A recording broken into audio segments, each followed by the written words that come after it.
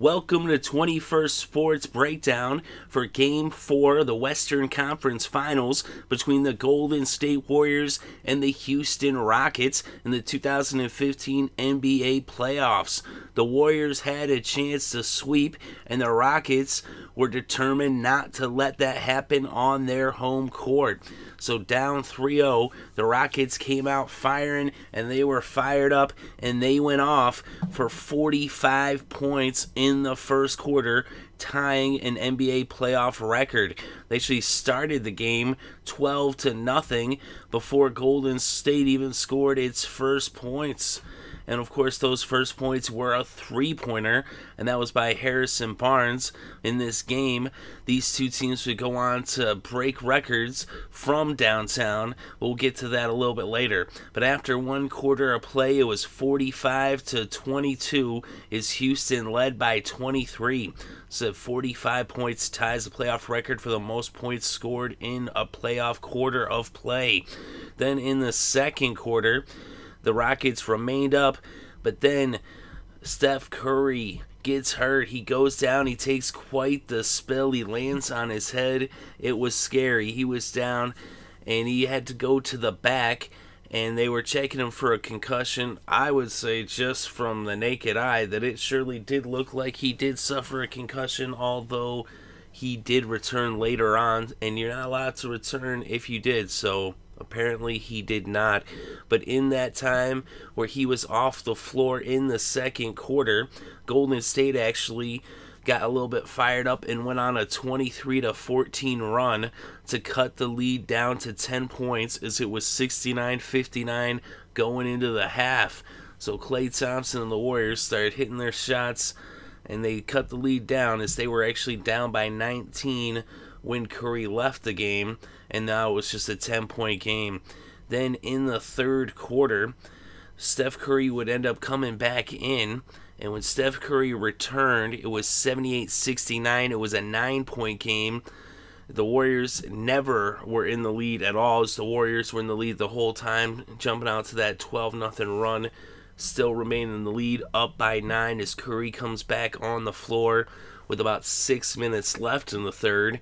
But then James Harden went off for 6 quick points, including a technical free throw, and then a couple more free throws, and then a three-pointer. And now it was a 15-point lead for Houston, 84-69. And that's the margin it would be at the end of the third quarter, as it was 99-84 headed into the fourth. But while Curry was off the floor from that second quarter, from that last 5 minutes of the second quarter, and then the first 8 minutes of the third quarter, Golden State outscored Houston 33-23 without Curry on the floor. Curry actually, when he came back, was struggling a little bit, but he didn't struggle for too long. He did get a couple of shots blocked, but he started hitting them, and he started getting those three-pointers, as he is prone to do. And with about 8.5 minutes left in the fourth, Curry hit a three-pointer that made it a 6-point game at 104-98. So all of a sudden it was a 6-point game. But then here comes Harden once again, as he then scores 7 straight points, and now it's 111-98 with the Rockets up back to double digits, as they were now in the lead by 13. And then at another free throw a few minutes later by Josh Smith, and then Howard added another 2, and now it was a 16-point lead for Houston, 114-98, when it had just been a 6-point game.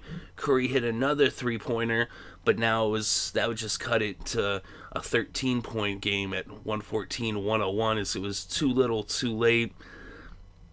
And then in the closing minutes, they actually would get back within 8 points, but then James Harden drains the tray, and by the end of the game, Harden hit another one, and then Iguodala hit one for the Warriors, and it was 128-115 final score.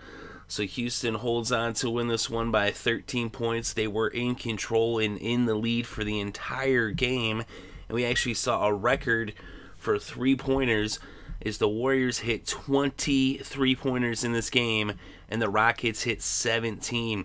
It's actually the first time in these 2015 playoffs where the Warriors hit 10 or more three-pointers and lost. But the combined 3-pointers. That's 37 3-pointers between the two.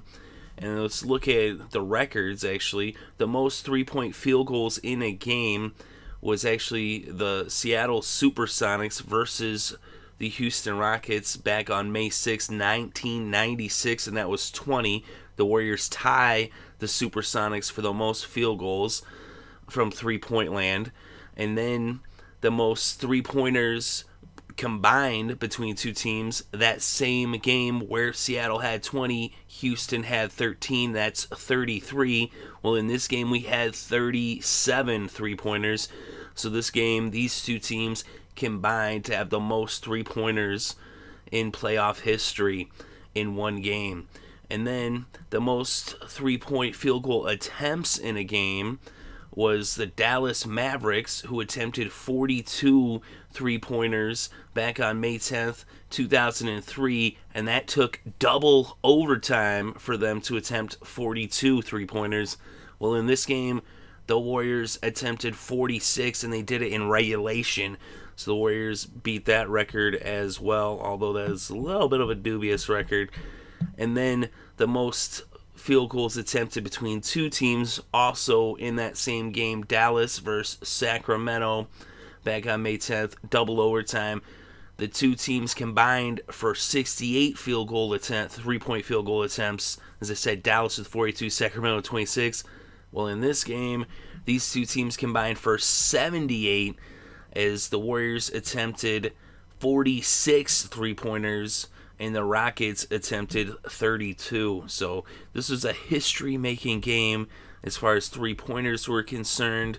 The Rockets came out in this one totally fired up.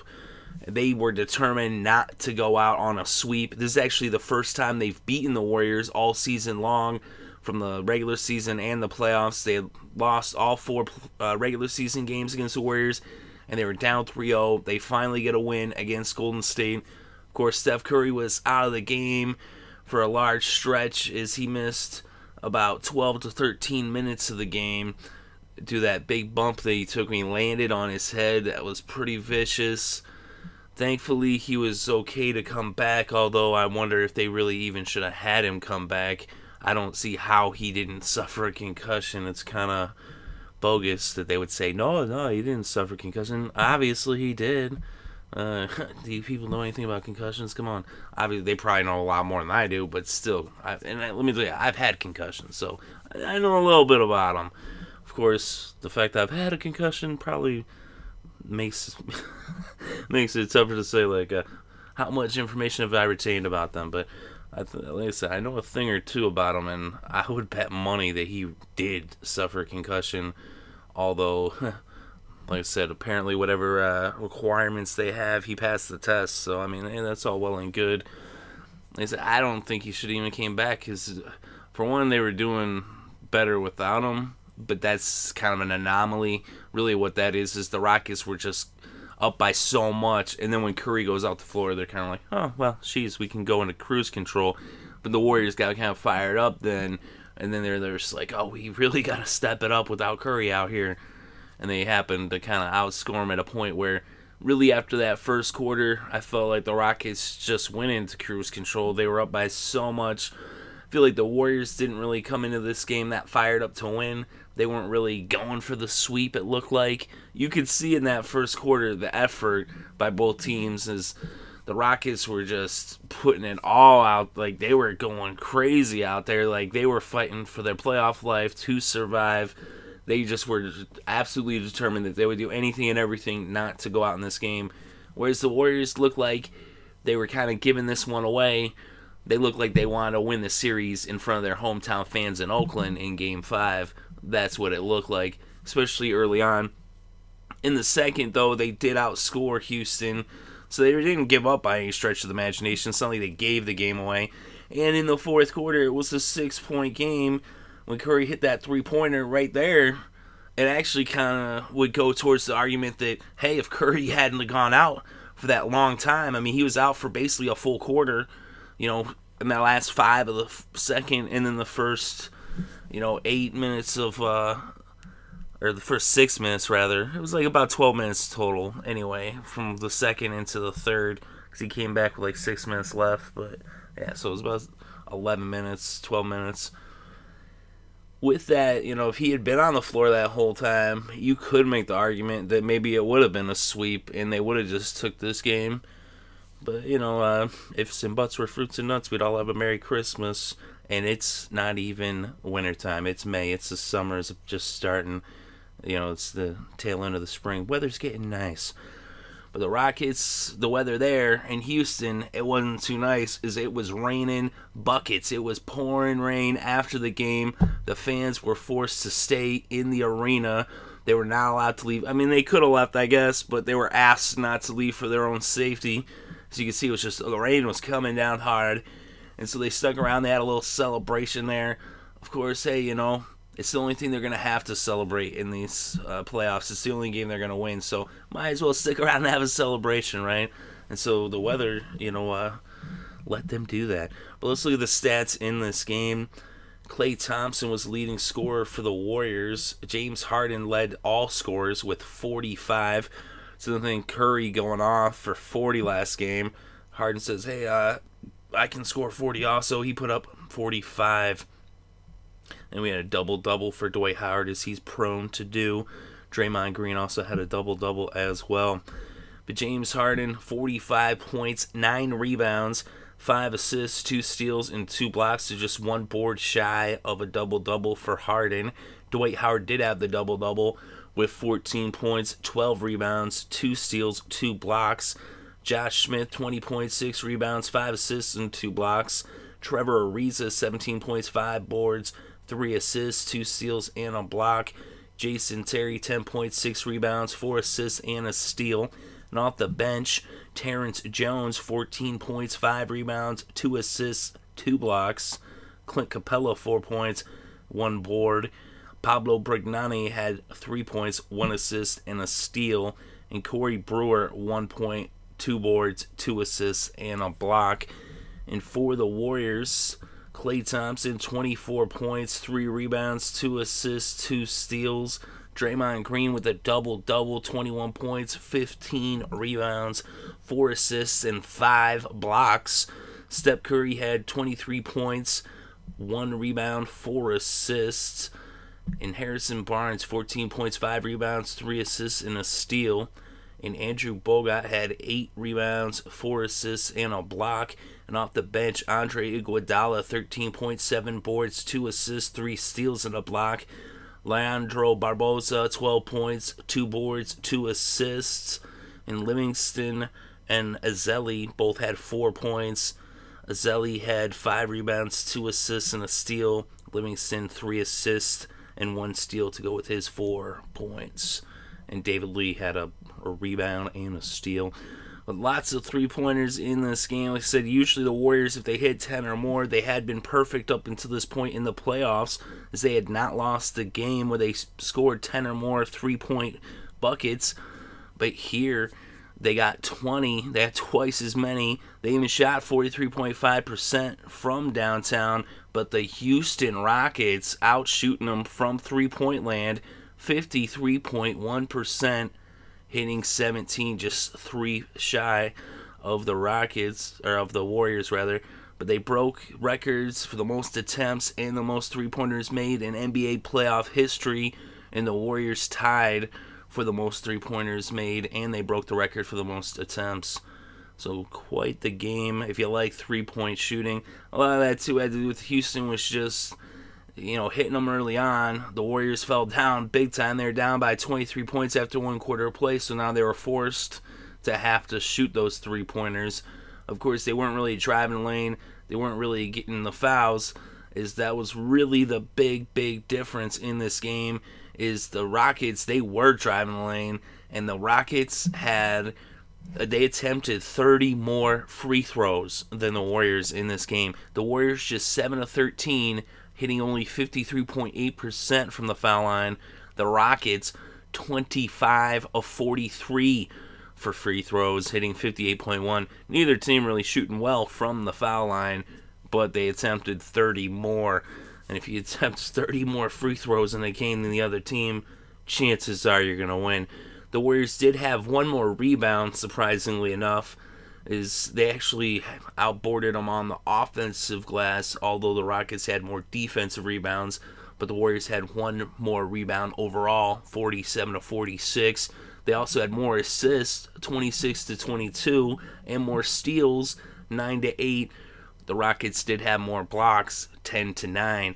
So really, I mean, you look at it, it's pretty, like you would say, oh, look at the Warriors actually led in some of these stats. The stat lines look pretty close, but the big difference is those free throws and also field goal shooting. Is the Rockets shot 11.2% better from the field, hitting 56.6% of their field goals versus just 45.4% for the Warriors. The Warriors actually took 21 more shots from the field and made only one more, as they were 44 for 97, the Rockets 43 for 76. So that's how the Rockets did it. They actually did it playing Warrior basketball with those high percentage shots, 3-point shooting, and then getting those free throws. So they out-warriored the Warriors in Game 4. Of course, like I said, the Warriors kind of didn't really show up for this one. The Rockets take it, but hey, they proved in the last round that they could come back down 3-1. Could they be the first team to come back down 3-0? It's never happened before. They are now, after the last game, and then with now Cleveland going up 3-0, they were the 117th team to fall behind 3-0. Now it's 118 over in the other series to add on with two more, here in the conference finals, surprisingly enough. You wouldn't think that in the conference finals you would see teams going up 3-0. It does happen, though. But the Rockets, I mean, this is the first step. If they're going to have any chance at coming back, they had to win this game. Although I really do think the Warriors take it in Game 5. But you never know. Stranger things have happened. Not in the NBA, but it's happened in hockey and it's happened in baseball. So will it happen here in the NBA? Two teams have a chance to do it. The Rockets took the first step, and then tomorrow the Hawks, they're going to have to either win the Game 4 or go home, as the Cavs will be looking to sweep. But here in this game, in Game 4, the final score, Houston 128, Golden State 115. Let me know what you thought about this game. Thank you very much for listening. It is greatly appreciated. I hope you're having a good day and had a great Memorial weekend. Happy Memorial Day. Thank you for listening.